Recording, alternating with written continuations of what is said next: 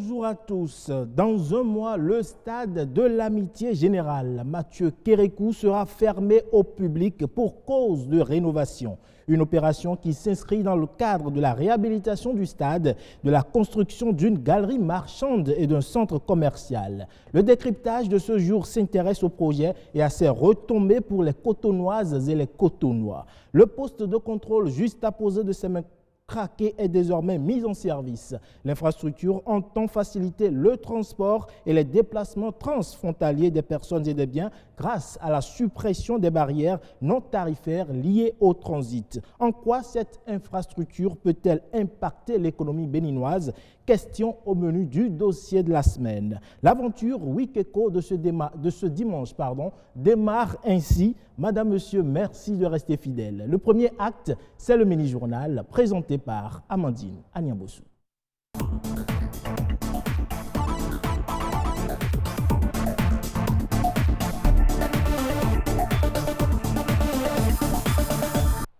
Bonjour à tous et bienvenue dans le mini-journal sur Wikeko.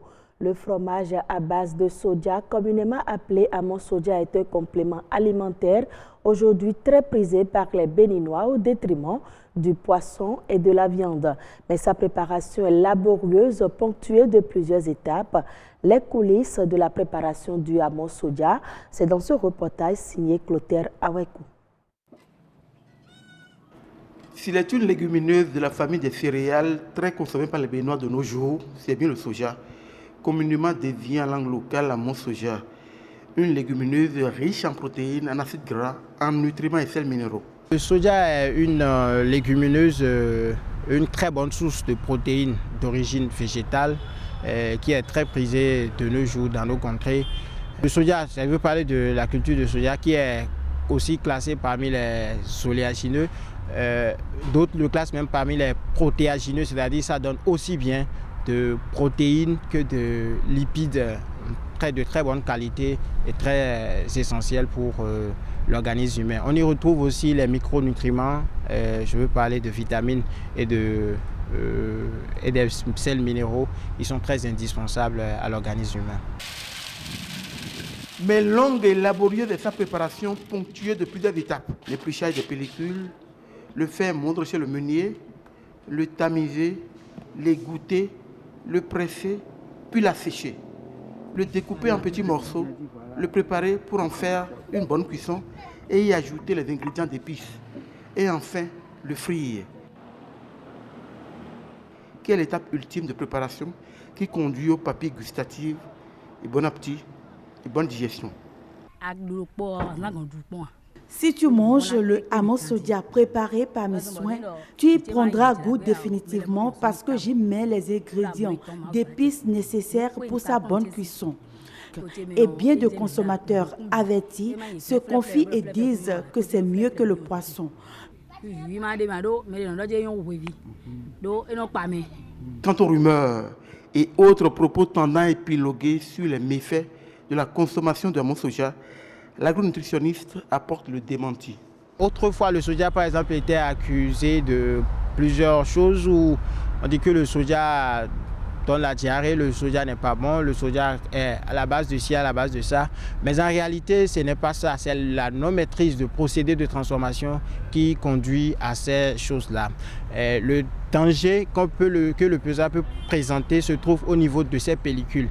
Et comment parvenir à enlever ces pellicules comme cela se doit, c'est ce qu'il faut enseigner, ce qu'il faut conseiller aux transformatrices pour éviter les petits soucis que le soja peut causer à l'organisme humain. Il n'y a aucune étude scientifiquement prouvée qui confirme aujourd'hui la consommation répétée. Bon, moi par exemple, j'en prends pratiquement tous les jours. C'est ce que je prends avec la bouillie les matins. Parce que je n'ai rien à foutre avec celui qui prend la bouillie avec de pâté et fait à base de blé. Celui-là, par exemple, consomme un seul groupe d'aliments. Alors que si je prends mes fromages de soja avec la bouillie, je prends déjà au moins 2 groupes d'aliments. Donc j'ai une alimentation plus diversifiée. Et moi, j'en prends tous les jours. Jusque-là, je n'ai pas encore de conséquences sur mon organisme. Mais lorsque ça deviendra peut-être une très grande quantité, je pense que ça peut avoir des conséquences sur l'organisme. Mais en attendant, il va falloir faire des recherches pour pouvoir le confirmer. Dès lors qu'aucune étude scientifiquement prouvée ne met en lumière les risques liés dans la consommation de amont soja, Les fins connaisseurs et consommateurs de ce complément alimentaire ont beau jeu d'en consommer à satiété aux grandes dames des poissons, des viandes et leurs dérivés. La pression démographique a entraîné un besoin accru en logement et pour se loger, les populations prennent d'assaut les zones inondables comme les bas-fonds. Le phénomène est récurrent dans la ville de Cotonou, mais pourtant, le nouveau code foncier prévoit des sanctions. Reportage. Voilà le visage que présentent certains quartiers de la ville de Cotonou. Un tour à Kokbato, Filleyon, Vossa et Agla. Le spectacle est désolant. Les populations ont pris d'assaut les bas-fonds considérés comme des exutoires naturels de l'eau. On vit ici parce que c'est ici que les parents ont acheté. On ne peut rien faire, il n'y a pas les moyens pour vivre en ville. Louer en ville maintenant, il y a les problèmes de salaire. Si tu n'as pas, il y a aussi le chômage qui fait que les gens vivent ici. Vous voyez. Quand il pleut, l'eau inonde tout le quartier. Tout ça fait partie de la pollution. Les installations anarchiques, ça a pris d'abord du cran parce que d'abord il y a eu cet afflux des gens vers un développement qui n'est pas très équilibré. Tout le monde vient vivre, on n'a pas prévu là où les gens vont vivre. On a laissé les environnements les plus sensibles être occupés par les hommes. Ces installations anarchiques dans les bas-fonds constituent la première source d'inondation dans la capitale économique du Bénin. Mais les responsabilités sont partagées. On ne doit pas accuser seulement la population. Parce qu'il y a des endroits marécageux recasés. Recasés, vous savez, l'administration qui est chargée du recasement, la municipalité. Si c'est recasé par exemple par la municipalité, c'est officialisé. Tu es reconnu officiellement habitant ou propriétaire de tel lieu. Dans le nouveau code foncier, des dispositions sont prévues pour réglementer un tant soit peu l'envahissement de ces zones humides. Depuis que le nouveau code foncier a été promulgué, il a défini les milieux, le bas-fond, comme étant le domaine public naturel. La mairie devrait pouvoir leur opposer le fait qu'ils n'avaient pas droit de s'installer là. Et ce que la mairie peut leur opposer, c'est les textes de loi. Au-delà des textes de loi, tout autre document graphique qui peut leur permettre de lui démontrer, à celui qui s'est installé qu'il n'avait pas le droit de s'installer là. Les lotissements avaient eu lieu pour la plupart avant l'avènement de la mairie. Aujourd'hui, avec le nouveau code foncier, nous essayons de façon arbitraire, et je dis bien arbitraire, parce que nous refusons à certains présidents de délivrer la délivrance de certains actes sur le parcelle, parce qu'on estime que le milieu est humide. La protection des bas-fonds passe par leur aménagement et leur valorisation. Il n'est pas du tout normal de s'installer dans les bas-fonds, mais à partir du moment où le fait est là et qu'on a encore des bas-fonds qui font preuve d'originalité, il ne faudrait pas attendre que les gens s'installent. Et nous avons compris dès le début que les marécages sont comme un mauvais dispositif dans le paysage pour les humains. Parce qu'on n'arrive pas, c'est difficile de s'installer, pendant la période de crue, ça inonde.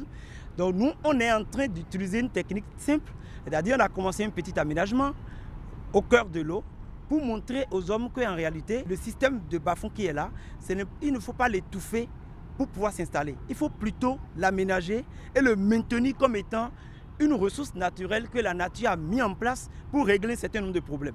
L'installation dans les domaines naturels est une infraction et un véritable problème pour l'environnement. Chacun doit jouer sa partition pour une prise de conscience des populations. Le mini-zoo du Centre de promotion artisanale de Cotonou est entre la vie et la mort. Ouvert il y a plus d'une dizaine d'années, les revenus du zoo ont fondu au rythme des difficultés. Faute de visiteurs, la centaine d'animaux est décimée par la faim et le manque de soins. Dans quel état se trouve le mini-zoo? Patrick Adjagbodjou a posé la question au gestionnaire du mini-zoo. Quand j'avais pris le mini-zoo, il y avait, disons, une demi-douzaine d'animaux. Quand j'ai pris, je suis allé jusqu'à 73 espèces d'animaux. J'en ai perdu, mais aujourd'hui, nous pouvons compter au moins une quarantaine.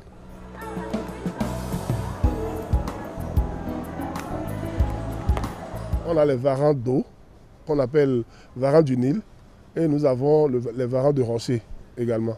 Nous avons nos fameux écureuils Nous avons le marabout. Le marabout, c'est un grand oiseau, vous l'avez vu tout à l'heure, qui ne consomme que de la viande.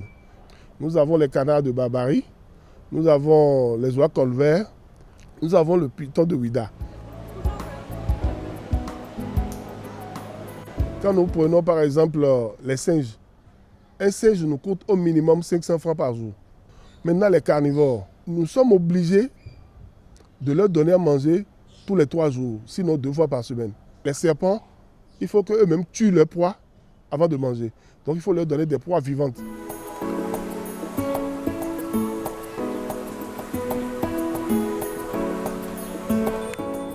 Je peux vous dire tout de suite que par rapport aux touristes, on n'en reçoit pas assez. Par semaine, nous recevons au moins 3 à 4 touristes. Il y a quelques Béninois. Ce sera tout pour le mini-journal. Restez avec nous pour la suite de Wikeko. Merci à vous, Amandine Agnambossou. Place à présent au deuxième acte de Wikeko, c'est la revue de presse économique, une présentation de Gloria Oni.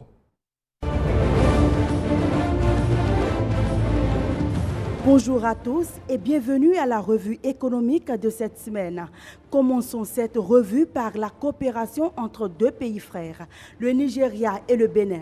Bénin Intelligent invoque l'inauguration du poste de contrôle juxtaposé de Semek-Bodi et écrit « Talon et Bouari, une coopération fraternelle au service de l'intégration ». L'inauguration du poste de contrôle juxtaposé de Semek-Bodi par les présidents Patrice Talon et Mouhamadou Bouari constitue un signal fort de cette dynamique salutaire et porteuse pour la région. Cette infrastructure s'inscrit dans le cadre du programme régional de facilitation des transports et transits routiers. Fraternité renchérie en manchette, libre circulation des personnes et des biens dans l'espace CEDEAO. Talon et Bouari se donnent la main. Le journal précise que, selon le président de la commission de la CEDEAO, c'est un outil qui facilitera la croissance des échanges entre les États membres de l'organisation. De l'inauguration, allons au lancement des travaux du réseau électrique. L'économiste titre « Extension du réseau électrique au Bénin ». Le ministre Jean-Claude Oussou dans le Mono. On peut lire dans les colonnes du journal que le ministre était à Tiémé pour le lancement des travaux d'extension du réseau électrique à plusieurs villages. 10 lampadaires seront mis à la disposition de 200 ménages. Le tout estimé à 114 millions de francs CFA et à livrer au bout de 4 mois. Ces villages vont donc sortir de l'obscurité. Urbanisation de la ville de Cotonou. Une délégation présidentielle est descendue sur le terrain. La nation met en manchette urbanisation, 4 projets majeurs pour changer le visage de Cotonou. Selon le journal, cette descente du président annonce l'imminent démarrage de certains grands travaux, dont le changement de visage de la ville économique en lui donnant les attraits qui riment avec son statut de capitale. Rappelons que le stade de l'amitié générale Mathieu Kérékou sera également rénové. Les travaux démarrent donc en début d'année prochaine et le stade va être fermé dès décembre 2018, précise le journal. L'économiste, dans la même dynamique, nous apprend que cette visite vise à finaliser le projet MAL et la construction d'une galerie commerciale. Le journal titre « Visite de terrain à Cotonou, talon au stade de l'amitié et au centre de promotion de l'artisanat ». Le journal explique qu'il s'agit d'implanter à terme un pôle sportif urbain et de réaménager le CPA à travers l'implantation d'une galerie des arts et de la maison des artistes. Le journal rapporte que dès décembre prochain, le stade de l'amitié générale Mathieu Kérékou de Cotonou sera fermé pour la réalisation des travaux. Dans la perspective de lutte contre la corruption, le gouvernement reste engagé. La Nation titre « Lutte contre la corruption, des niches de détournement démantelées » suite au rapport sur les malversations financières relevées au projet d'appui à la préservation et au développement des forêts-galeries, de production de cartographie et de bases numériques et à la direction de la promotion de l'éco-citoyenneté. Le Conseil des ministres a pris des mesures idoines qui s'imposent en la matière. Le journal précise que les mises en cause des cadres et autres complices internes à ces structures dont les opérateurs économiques doivent non seulement rembourser les fonds détournés, mais aussi devoir s'expliquer devant la justice pour répondre de leur forfait. Financement des petites et moyennes entreprises à présent. L'économiste met en manchette la garantie pour réduire le risque. Le journal explique qu'actuellement en Afrique, 85% des prêts bancaires aux petites et moyennes entreprises exigent des garanties et celles-ci doivent atteindre en moyenne 215% du crédit demandé. Toutefois, les mécanismes de garantie financière peuvent permettre de lever cette contrainte et faciliter l'accès des PME au crédit et par conséquent constituer un vecteur de développement des PME. Rôle qu'entend jouer le Salon africain de la garantie pour permettre de couvrir une partie du risque de crédit des établissements financiers et ainsi faciliter l'octroi des crédits aux PME. Finissons cette revue par le Salon africain de l'invention et de l'innovation technologique. L'économiste titre « Salon africain de l'invention et de l'innovation ». Cotonou accueille la 7e édition. On peut retenir du journal que ce salon a pour objectif de parvenir à une bonne intelligence des enjeux politiques, de la propriété intellectuelle, savoir comment s'articule le passage de l'invention à l'entreprise et des différents actifs de propriété intellectuelle dont la source peut être l'invention. Faire la relation entre une indication géographique protégée et le développement socio-économique, a précisé le journal. Fin de cette revue économique. Merci de m'avoir suivi. Je vous retrouve dimanche prochain.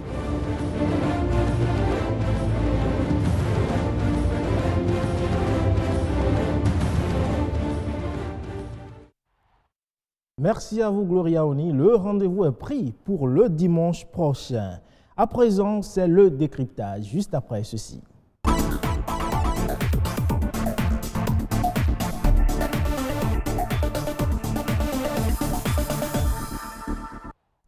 Au menu du décryptage ce jour, la réhabilitation du stade de l'Amitié avec en toile de fond la construction d'une galerie marchande et d'un centre commercial. Deux projets censés changer la ville de Cotonou et lui donner des attraits qui riment avec son statut de capitale économique bien entendu. Pour en débattre sur ce plateau avec moi, Moïse Dosoumou, il est le directeur éditorial du quotidien Fraternité. Moïse, bonjour. Bonjour. Vous allez bien? Ça va. En face de vous, nous avons Jordi Gabin, directeur de publication du quotidien Le Challenge.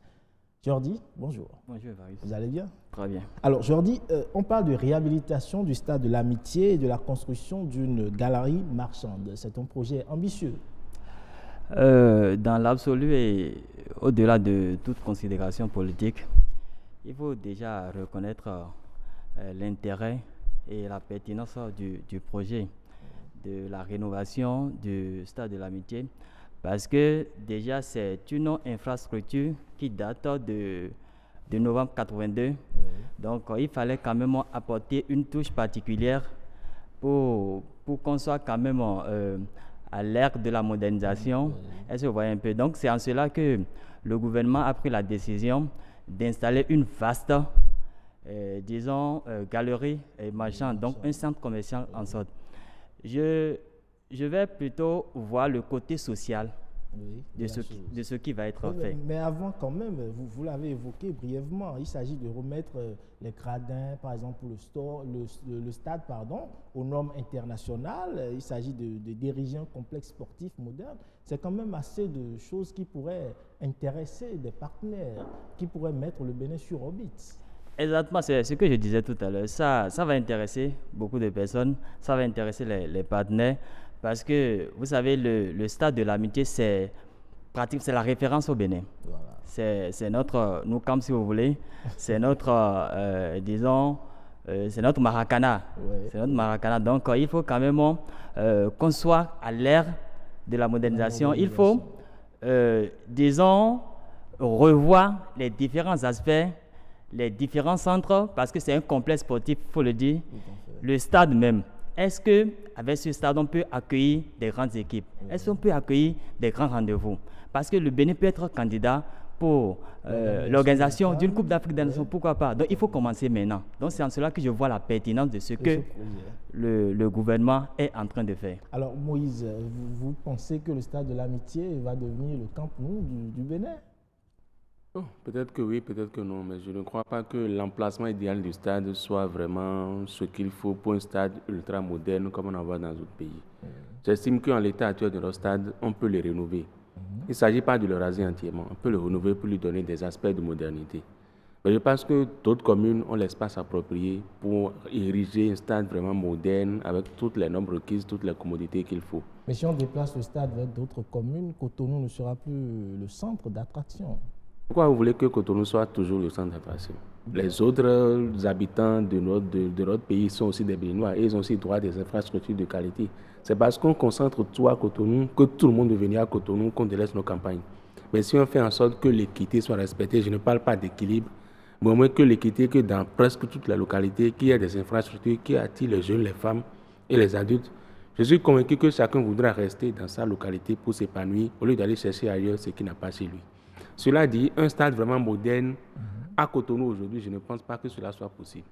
Il y a les communes qui sont aux environs de Cotonou qui peuvent servir de cadre à cela. Il y a Semenkodi, il y a Port-Noir, il y a un stade, il y a Bomekalabi, il y a Ouida. Il y a assez d'espace dans ces coins. On peut prendre autant d'hectares qu'on veut pour ériger des stades vraiment modernes. Même dans les pays qu'on cite en référence, les stades modernes ne sont pas au cœur des capitales, au cœur des centres économiques. C'est toujours dans la proximité, dans la périphérie. Oui. On peut en faire de même chez nous, au lieu de vouloir tout détruire et tout recommencer. Alors, mais au-delà de la rénovation du stade, il y a également l'édification d'une galerie marchande. Quel est le bien fondé d'une galerie marchande au Stade de l'Amitié aujourd'hui? Le Stade de l'Amitié aujourd'hui est un centre commercial, qu'on ne le veuille pas. L'aspect sport, l'aspect foot et tout, vient en seconde position. Okay. Et quand on voit même le lieu, il sert beaucoup plus pour les échanges commerciaux. C'est peut-être pour cela que l'idée d'y ériger une galerie marchande a germé. Cela n'est pas si mauvais que ça, mais j'estime qu'il y a d'autres endroits dans la ville de Cotonou pour accueillir ce type d'infrastructure. Parce que quand on veut ériger ce que vous dites, ce mall-là à ce niveau, c'est qu'on est obligé de casser. On est obligé de revoir la configuration du stade, on est obligé de déplacer des gens, on est obligé de mettre un thème à des emplois. Et l'activité économique en prend un coup, même si après on veut remettre les choses à l'endroit. Encore qu'il est prouvé que quand vous déplacez un centre commercial, mais quand vous voulez raser un marché pour construire un autre au même emplacement ou ailleurs, ça ne prend pas toujours. Un marché, un centre commercial, c'est de l'histoire. Quand vous prenez le Cotonou aujourd'hui, quand on dit un lieu pour se distraire, prendre un pot, le Stade de l'Amitié vient d'abord en première position. C'est un endroit qui marche. Le commerce qui est installé actuellement marche. On peut revoir les choses sans vouloir les maintenir en état, mais revoir les choses carrément au lieu de vouloir tout détruire. J'estime que le centre de promotion de l'artisanat, par exemple, on peut construire en hauteur. Il y a la maison des artistes qui est prévue pour être érigée à ce niveau, parce que l'aspect qu'il offre n'est pas intéressant. Mais pourquoi ne pas aller en hauteur, à deuxième niveau, quatrième niveau, pour faire un rôle moderne? L'emplacement me paraît plus indiqué pour un centre commercial que le Stade de l'Amitié, pour le mall en question.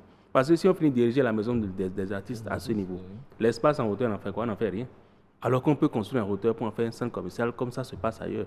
Je pense que cet endroit-là est plus indiqué de par sa position dans la ville de Cotonou pour un centre commercial que le Stade de l'Amitié.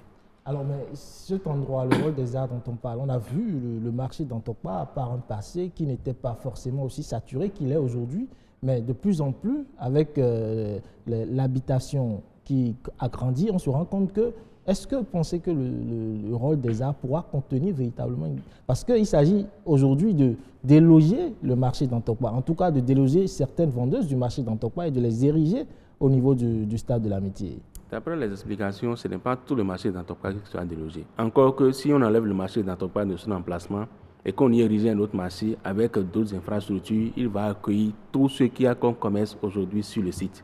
C'est parce que l'espace a été mal utilisé qu'on dit que le marché déborde, qu'il ne contient plus tout le monde. Mais le risque est toujours grand avec le stade ou le rôle des arts. On peut toujours mal gérer si c'est juste le marché d'Antokpa qu'on veut déloger en partie, j'estime qu'il y a suffisamment de place au niveau du rôle des arts, du CPA, si on veut construire en hauteur, bien entendu. Encore que même au niveau du rôle des arts, au niveau de l'arrière-cour, il y a tellement d'espace qui ne sert à rien. On peut réaménager tout cela, le rendre utile, attrayant que ça génère des devises, des ressources pour le pays, au lieu de vouloir forcément déplacer ce qui marche déjà. Pour le Stade de l'Amitié, le commerce qui s'y fait marche à fond.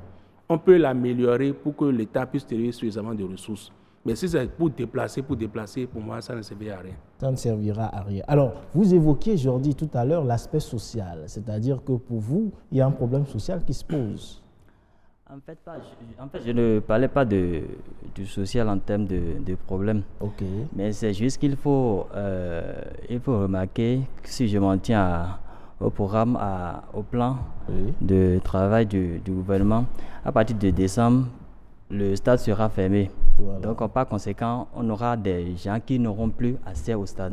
Des gens qui sont censés développer certaines activités. Maintenant, qu'est-ce qu'il faut faire?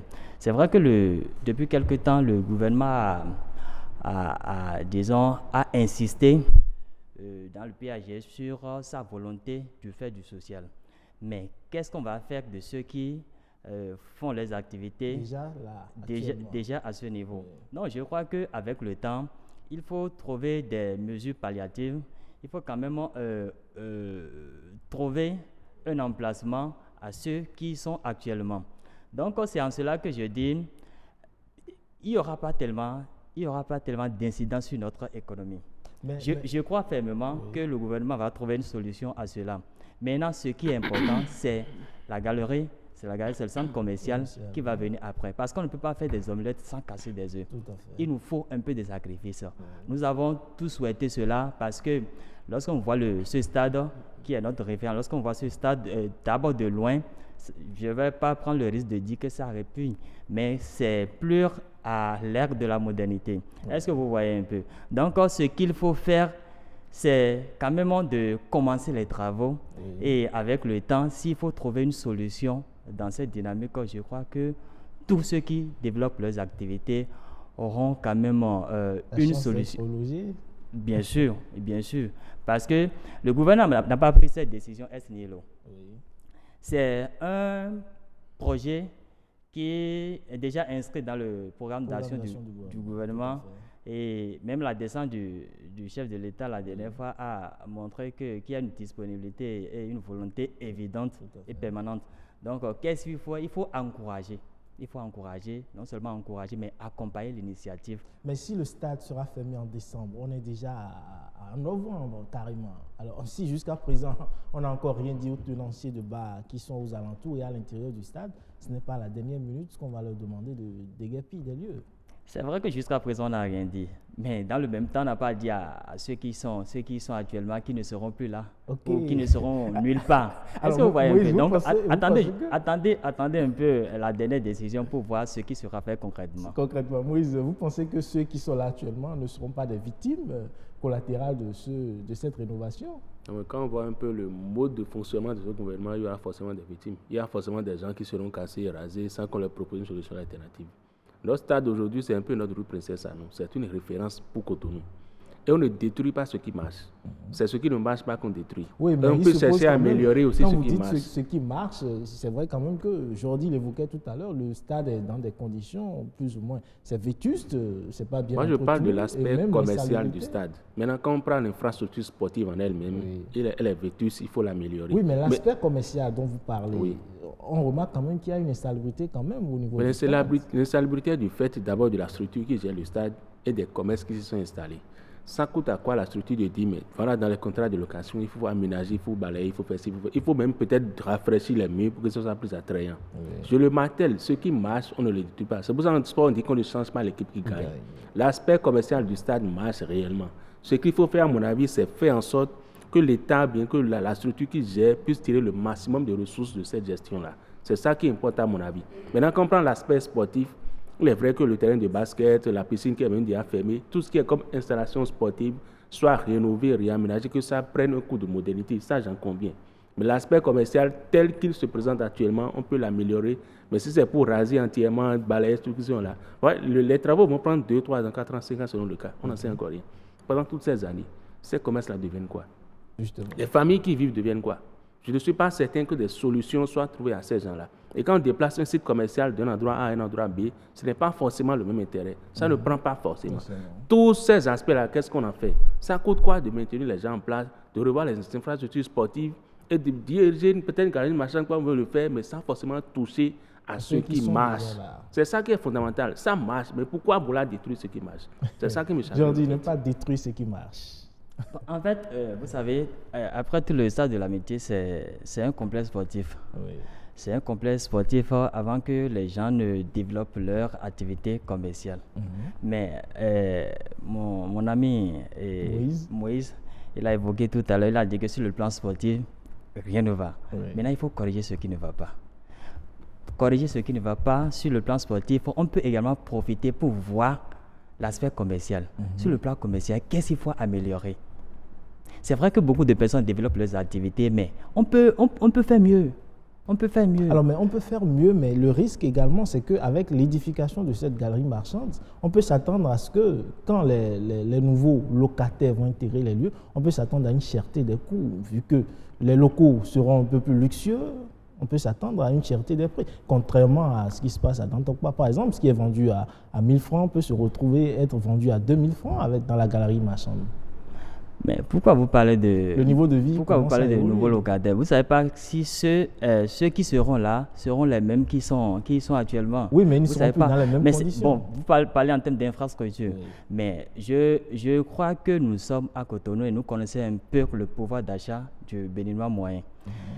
Lorsque, au moment opportun, si vous voulez, au moment opportun, lorsque l'infrastructure sera en place, vous allez voir qu'il y aura une politique quand même pour alléger le coût de ces, disons, même au niveau de la prise en compte de ceux qui vont prendre ceux qui vont louer ou ceux qui vont s'installer sur ces sites.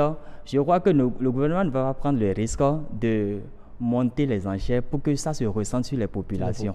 Surtout que le cri est assez fort actuellement. Bien sûr. Oui. Alors, Moïse Ndosumon, dites-moi, on évoque les conséquences sociales de cette rénovation et je le disais tantôt, le risque de la cherté. Même à l'état actuel du stade, les boutiques sont assez chères. Les loyers sont de 200 à 300 000 à l'état actuel. Si on rénove, forcément, ça va prendre un coût, c'est le consommateur qui va payer. Mais là encore, c'est le consommateur qui choisit d'y aller et de débourser. On ne le force pas à y aller. S'il estime que les coûts sont assez élevés, il se cherche un autre endroit. Mais ce que je dis, l'aspect que présente notre stade actuellement sur le plan commercial, vouloir l'améliorer n'implique pas forcément l'érection d'un mall. Encore qu'on peut ériger le mall en question sans toucher à l'infrastructure qui existe déjà. Mais ce serait difficile quand même. Les experts en aménagement vous diront que ce n'est pas difficile. Il y a assez d'espace au stade. Si on y tient à ériger un mall, on n'est pas tenu de tout détruire. On peut peut-être détruire une partie, conserver l'autre et améliorer l'architecture de sorte qu'il soit attrayant. Mais ce qui est important, à mon avis, ce n'est pas l'aspect commercial, c'est l'aspect sportif. Nos infrastructures sportives en l'état, rénovons-les, modernisons-les et après on s'intéresse à l'aspect commercial. Mais quand on veut tout faire à la fois, c'est qu'on dégage presque tout le monde, les gens se tournent les pouces pendant 3, 4 ans, 5 ans, et pendant ce temps, on fait quoi de notre économie? Les ressources qu'on tire de cette infrastructure-là, qui vont s'amélioriser, qui vont disparaître, on fait comment pour les retrouver après? C'est ça la grosse question. Il me semble que sur ce coup-là, on n'y pense pas suffisamment. Et l'aspect social aussi, je ne suis pas certain que les gens y pensent. Merci à vous, Moïse Ndosumon. Vous avez posé la grosse question et on reste en suspens en laissant ainsi le débat ouvert. Merci à vous, cher ami décrypteur Moïse Ndosumon. Je rappelle, vous êtes directeur éditorial au quotidien Fraternité. Merci d'avoir été de notre ce matin. Merci. Jordi Gavin, merci également. Vous êtes le directeur de publication du quotidien Le Challenge. Merci beaucoup. Merci d'avoir été de notre. Merci. L'aventure se poursuit, Wikeko, et c'est le dernier virage, le dossier de la semaine.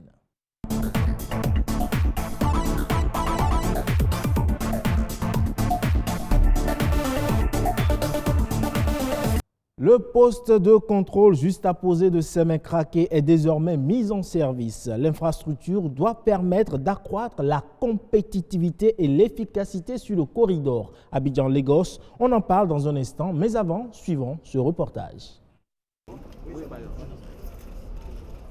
Installé sur le corridor Abidjan-Lagos, le poste de contrôle juste à poser de Sémé-Craké est une infrastructure de type moderne. Elle entend procéder au traitement conjoint de toute opération de transport de marchandises ainsi qu'à leur dédouanement. Mieux, le poste facilitera désormais un meilleur partage d'informations entre le Bénin et le Nigeria. Pour assurer le fonctionnement de ce poste, il est prévu la création d'un comité mixte composé d'agents des services frontaliers des deux États pour coordonner les activités sur le site. Ce comité qui a été mis en place élabore actuellement un accord bilatéral et un manuel de procédure pour le poste de contrôle juxtaposé. Ce comité aura un rôle essentiel dans la sensibilisation des usagers et des parties prenantes au concept de poste de contrôle juxtaposé. La commission de la CEDEAO sera à ses côtés pour lui apporter les conseils et l'appui technique nécessaire à la réussite de sa mission. 60 milliards de francs CFA, c'est le coût investi par l'Union européenne pour réceptionner cet ouvrage. Sa construction entre dans le cadre du programme régional de facilitation des transports et transit routier.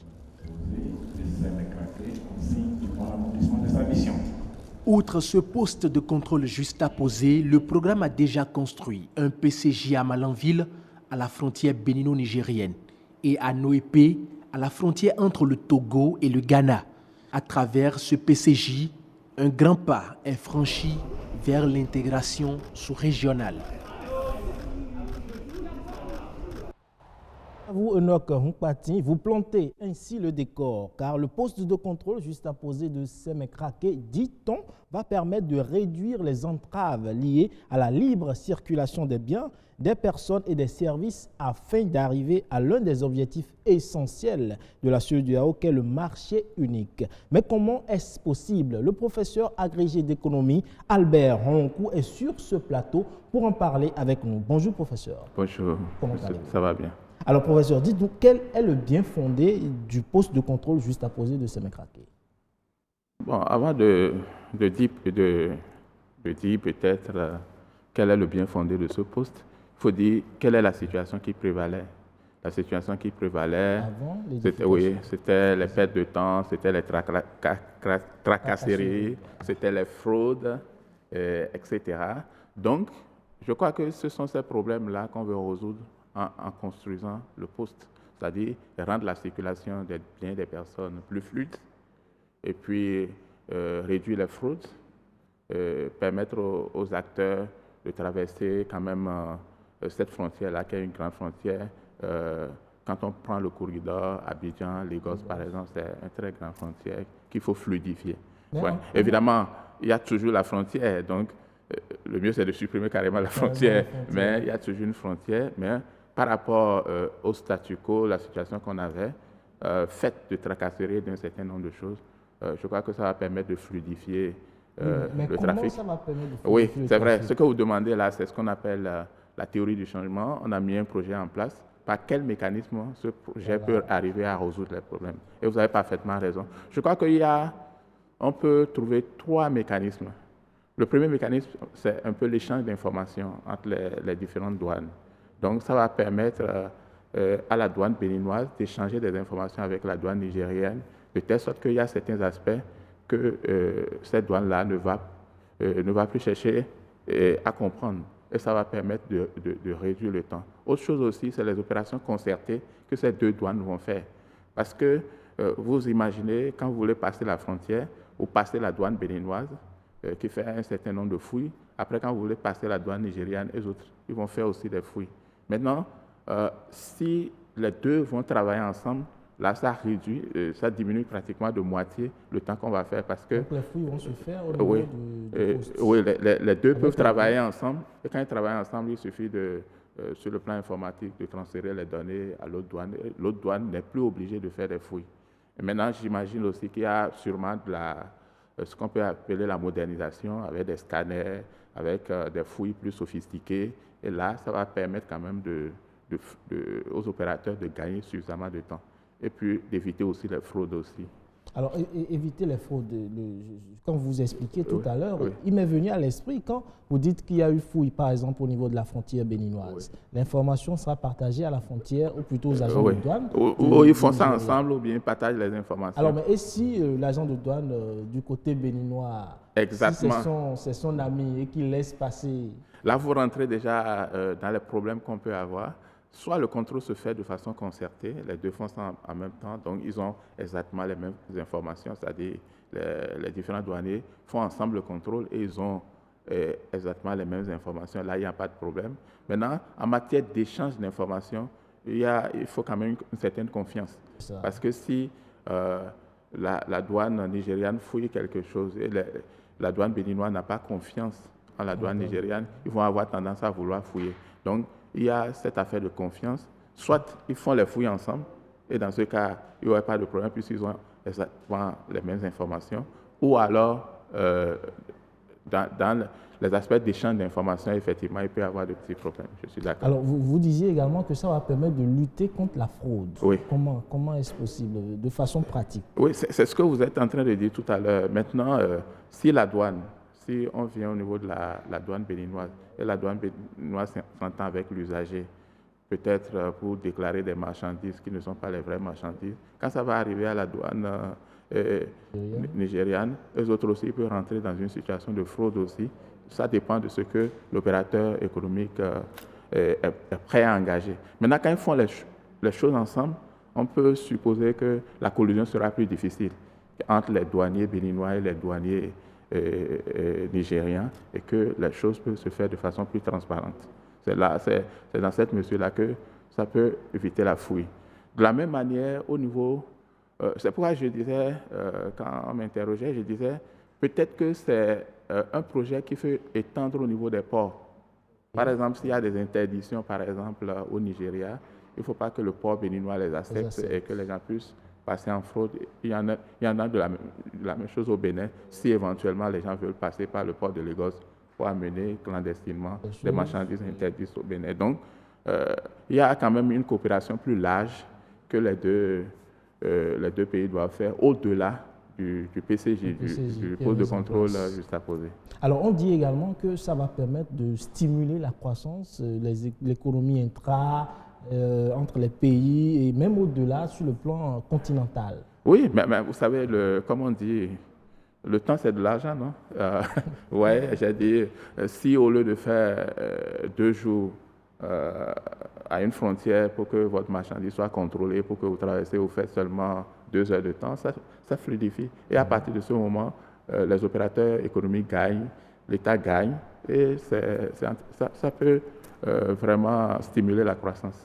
Alors, on sait que là où il y a des avantages, il y a également des risques. Les risques ne sont jamais loin, notamment avec les effets pervers de la facilitation des procédures de transport. Alors, il y a le risque d'insécurité qui se pose la plupart du temps, notamment quand on sait qu'aujourd'hui, les policiers, par exemple, quand les frontières seront un peu plus fluides, les personnes de mauvaise foi peuvent se permettre, par exemple, de traverser les frontières de façon anodine, non? Ah non, quand on dit fluide et qu'on gagne du temps, ça ne veut pas dire que vous traversez la frontière sans être contrôlé. C'est ça. Oui. Maintenant, ce que vous êtes en train de dire, il y aura sûrement des perdants. Les gens qui gagnaient avec la fraude, oui. Les autres, ça va diminuer la fraude. Mais ils vont chercher également d'autres moyens. Les autres, ils peuvent chercher d'autres mécanismes. C'est pourquoi j'ai dit, on a construit un poste de contrôle juxtaposé à une frontière, mais quand vous parlez de la frontière bénino-nigériane, c'est 700 km.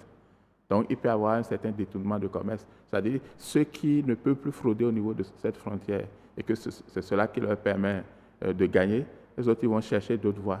Ils peuvent aller passer par Igolo ou des frontières où il n'y a pas ce poste de contrôle-là qui leur rend la vie difficile. Donc, à partir de ce moment, effectivement, il peut y avoir un certain détournement de commerce.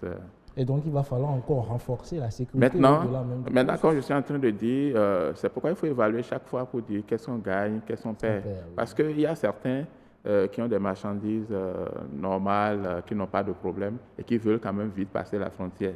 Ceux-là, ils vont gagner et ils vont beaucoup aimer ça.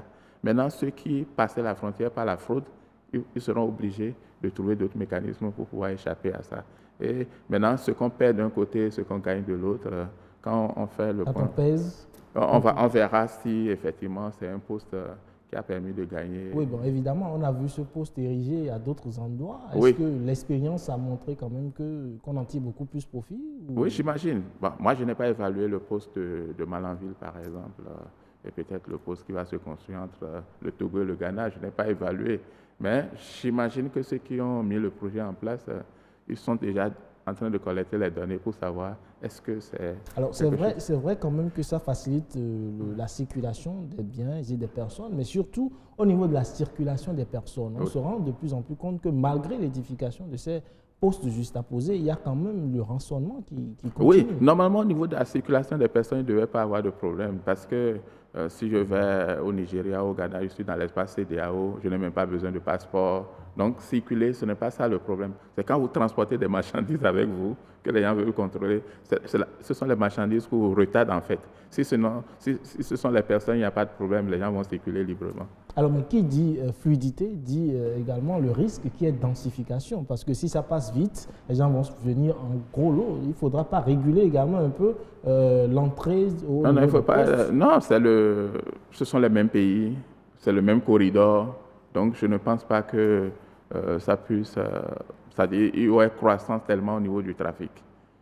Alors, aujourd'hui, vous avez quelque chose à ajouter? Non, c'est bon. Alors, aujourd'hui, que doit faire véritablement le Bénin pour tirer profit de ce poste de juste à poser? Bon, il y a un certain nombre de choses. D'abord, il faut commencer par informer les usagers pour dire comment ça va vous faciliter la vie, comment vous pouvez gagner beaucoup plus, etc.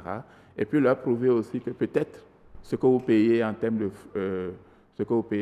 de pourboire ou de corruption, avec cette fluidité, vous gagnez beaucoup plus. Vous n'êtes pas obligé de payer ça. Puisqu'il y a des gens qui veulent bien passer, mais à cause du temps qu'ils veulent gagner, ils donnent quelque chose quand même en contrepartie. Donc il faut dire à ceux-là, au contraire, vous gagnez. Et que ceux qui sont peut-être dans la fraude, vous ne gagnez pas trop en faisant la fraude. Donc il vaut mieux passer par le pot. Donc il faut sensibiliser les usagers. Ça, c'est la première démarche à faire. La deuxième démarche, c'est qu'il faut travailler au niveau des ports aussi, pour que les marchandises qui sont prohibées dans l'autre pays ne soient pas autorisées dans un autre pays et que ça pose des problèmes au niveau de la douane.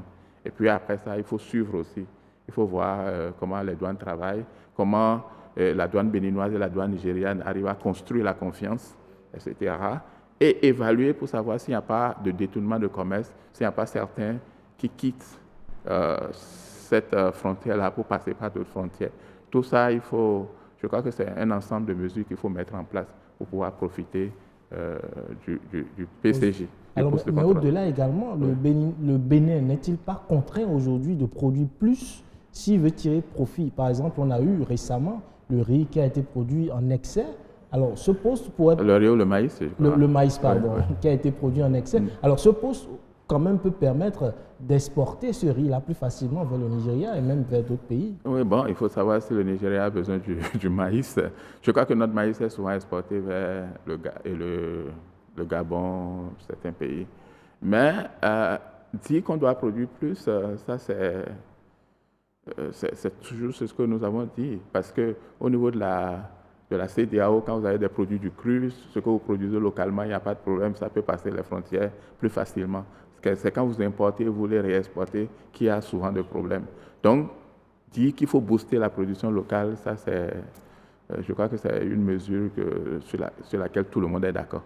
Alors, il faut percer le marché nigérian. Percer le marché nigérian voudrait dire quoi? Oui, vous voyez, le Nigeria est un géant. Donc, il y a je crois que leur politique agricole est en train de faire qu'ils vont produire beaucoup de choses.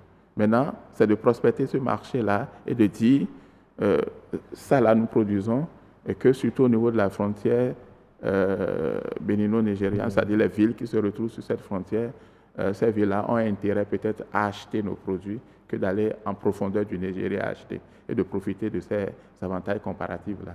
Ça veut dire qu'il y a un certain travail à faire pour pouvoir découvrir quelles sont les opportunités nigérianes que le Bénin peut exploiter. Alors, comment comprendre que ce travail n'ait pas été fait avant la mise en place Bon, je ne peux pas dire que ce n'est pas fait, c'est sûr que je ne suis pas... Non, bon, le PCJ, ça fait partie des mesures.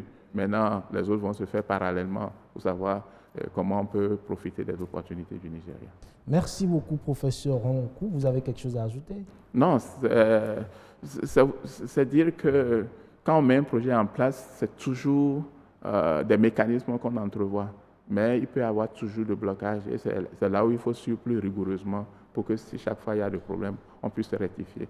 Mais dans le long terme, c'est peut-être qu'on supprime les frontières, pas qu'on les modernise. Définitivement, qu'on supprime les frontières. C'est un vœu, on espère que ce vœu-là sera réalisé avec les gouvernants que nous avons. Merci à vous, professeur Ronkou. Avec vous, nous avons abordé les avantages que le Bénin pourrait tirer de la mise en service du poste de contrôle juste à poser de Sémékraké. Week Echo terminus. Merci pour nous avoir suivis. Week Echo, c'est tous les dimanches sur BB24, la chaîne du développement.